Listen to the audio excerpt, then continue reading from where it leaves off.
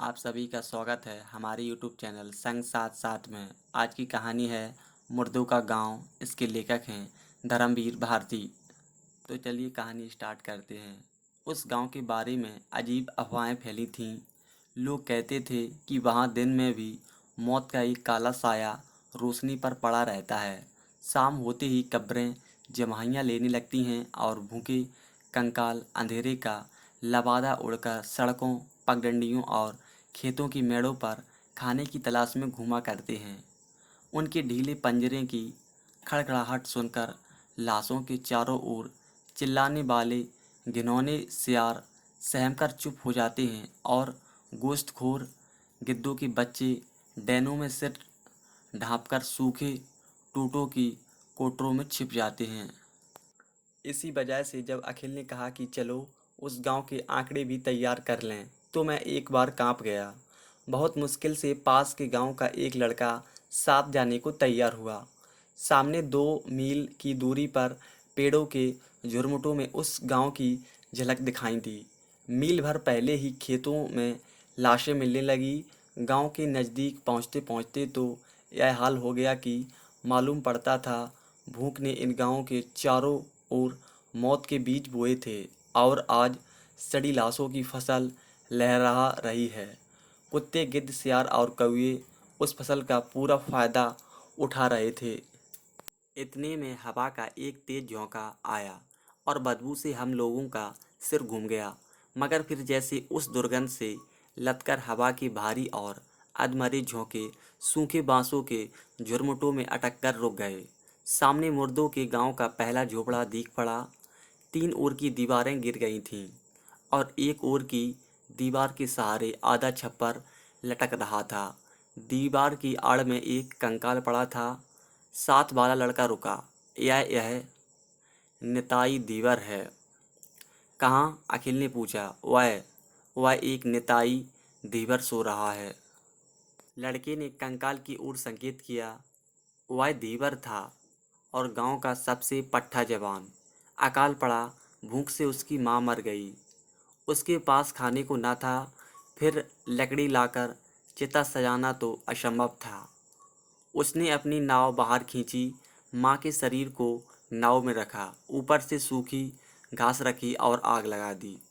रहा सहा सहारा भी चला गया और एक दिन वह भी यहीं भूखा सो गया। यहीं इसी जगह उसकी माँ ने भी दम तोड़ा था। वह लड़का बोला।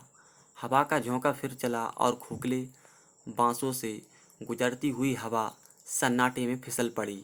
लड़का चीख पड़ा। वह सांस ले रही है। सुना नहीं आपने? कौन? वह जुलाहिन सांस ले रही है। क्या वाहियात बकता है? अखिल ने झुंझलाकर डांटा। कौन जुलाहिन? आपको नहीं मालूम? वह सामने झोपड़ी है ना, उसी में जुलाहे रहते थे। उसमें से 3 भूख से मर गए। रह गए सिर्फ जुलाहा जुलाहिन और उनका करघा। मगर भूख से उनकी नसें इतनी सुस्त थीं कि करघा भी बेकार था। उन्होंने पास के जंगल से जड़ें खोदकर खानी शुरू कीं। उनके दांत नुकीले हो गए जैसे सियारों की खीसें। जुलाहा बीमार पड़ गया। जुलाहिन जड़ें खोदने जाती थी। एक दिन जड़ें खोदते वक्त खुरपी उसके कमज़ोर हाथों से फिसल गई। बाएं हाथ की तर्जनी और अंगूठा कटकर गिर गया। जब वह घर पहुंची तो भूखा व बीमार जुलाहा झल्ला उठा और चिल्लाकर बोला, निकल जा मेरे घर से। अरे तू बेकार है, न करघा चल सकती न जड़ें खोद सकती। तब से जुलाहिन का पता नहीं है, मगर कुछ लोगों का कहना है कि वह भूत बनकर गाँव की कब्रों के पास घूमा करती है। वह अभी भी सांस ले रही थी। सुना नहीं आपने? अखिल ने मेरी ओर देखा और मैंने अखिल की ओर। हम दोनों आगे बढ़े और जुलाहों के झोपड़े में घुसे। लड़का ठिठका, मगर हिम्मत दिलाने पर वह भी आगे बढ़ा। हम लोग अंदर गए। लड़के ने अंदर से किवाड़ बंद कर लिए और हम लोगों से सटकर खड़ा हो गया। वह डर से कांप रहा था। सामने आंगन में 3 कब्रें आसपास खुदी थीं। बीच की कब्र में एक बड़ा सा छेद था। उसमें से एक बिज्जू निकला और हम लोगों को डरावनी निगाहों से पल भर देखकर सिर झटका और फिर कब्र में घुस गया। गांव में किसी मुर्दे के सड़ने की तेज बदबू आ रही थी। अखिल ने अपना कैमरा संभाला और फोटो लेने की तैयारी की। इतने में पीछे के किवाड़ खड़क उठे। मेरे रोंगटे खड़े हो गए। अखिल ने बोला, कोई सियार होगा। किवाड़ को किसी ने जैसे बार बार धक्का देना शुरू किया। मैंने सोचा शायद जिंदा आदमी की गंध पाकर गांव भर के मुर्दे हम पर हमला करने आए हैं। मेरे खून का कतरा कतरा डर से जम गया। लड़का बुरी तरह से चीख पड़ा। अखिल धीमे धीमे गया, धीरे से किवाड़ खोल दिया। उसके बाद बुरी तरह से चीख कर भागा और मेरे पास आकर खड़ा हो गया। मैं बदहवास हो रहा था और आपको यकीन न होगा मैंने दरवाजे पर क्या देखा। मैंने जिसे देखा वह आदमी नहीं कहा जा सकता, वह जानवर भी नहीं था, भूत भी नहीं। एक औरतनुमा शक्ल जिसकी खाल जगह जगह पर लटक आई थी, सिर के बाल झड़ गए थे, निचला होंठ झूल गया था और दांत कुत्तों की तरह नुकीले थे। मालूम होता था जैसे आदमी के ढांचे पर छिपकली का चमड़ा मढ़ दिया गया हो। उसके दाएं हाथ में एक खुरपी थी और बाएं हाथ की 2 अधकटी और 3 साबुत उंगलियों में कुछ जड़ें। वह पल भर दरवाजे के पास खड़ी रही, फिर धीरे धीरे आगे बढ़ी।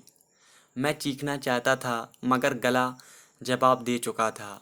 वह हमारे बिल्कुल पास आकर खड़ी हो गई, जड़ें जमीन पर रख दी और अपने 3 उंगलियों वाले हाथ को मुंह के पास लेकर कुछ खाने को इशारा किया। हम लोगों की जान में जान आई। वह भूखी है, वह आदमी ही होगी क्योंकि भूख आदमियत की पहचान है। अखिल ने अपने झोले में से केला निकाला और उसकी ओर फेंक दिया। उसने केला उठाया और मुंह के पास ले गई, मगर फिर रुक गई, उठी और झोपड़ी के दूसरी ओर चल दी। हम लोगों की कुतूहल हुआ। हम लोग भी पीछे पीछे चले। वह औरत सहन के एक कोने में गई।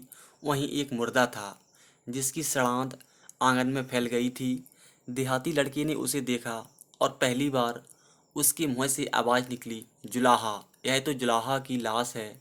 यह जुलाहन उसे भूत बनाने आई है। जुलाहिन लाश के पास गई।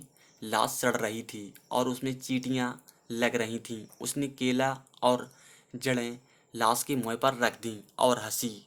हंसी की आवाज़ मुंह से नहीं निकली, मगर खींचों को देखकर अनुमान किया जा सकता है कि वह हंसी होगी। दूसरे ही क्षण वह बैठ गई और मुर्दे की छाती पर सिर रख सुबकने लगी। यह जुलाहिन है, मगर यह तो कम से कम 70 बरस की होगी। 70 बरस। ढू इट इज ड्रॉपसी। देखते नहीं, जहरीली जड़ें खाने से इसकी नसों में पानी भर गया है, मांस झूल गया है। अखिल बोला, इस मुर्दे को हटाओ वरना यह भी मर जाएगी। उसके बाद हम लोग झोपड़े के भीतर आए। पास में एक गड्ढा था, सोचा इसी में लाश डाल दी जाए। भीतर आए, लाश के पास से जुलाहिन को हटाया और उसकी लाश भी एक ओर लुढ़क गई। मैं घबरा गया, बेहोश सा होने लगा। अखिल ने मुझे संभाला। हम लोग थोड़ी देर चुप रहे, फिर मैं बोला भारी गले से, अखिल, उंगलियां कट जाने पर यह निकाल दी गईं। फिर किस बंधन के सहारे, आखिर किस आधार के सहारे यह मरने से पहले जुलाहे के पास आई थी जड़ें लेकर? क्यों? अखिल चुप रहा। मुर्दों के गांव की दोनों आखिरी लाशें सामने पड़ी थीं। अच्छा उठो, आखिर बोला।